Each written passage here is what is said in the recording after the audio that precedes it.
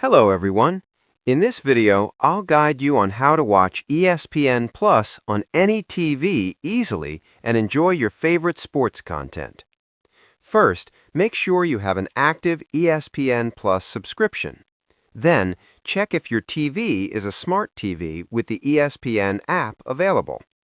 If it is, simply open the app, log in with your account, and start streaming.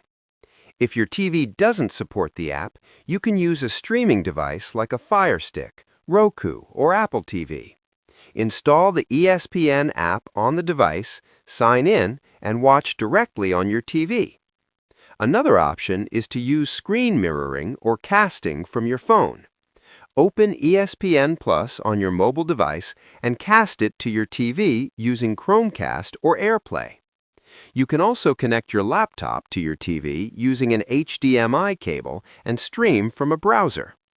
And that's how you can watch ESPN Plus on any TV without hassle.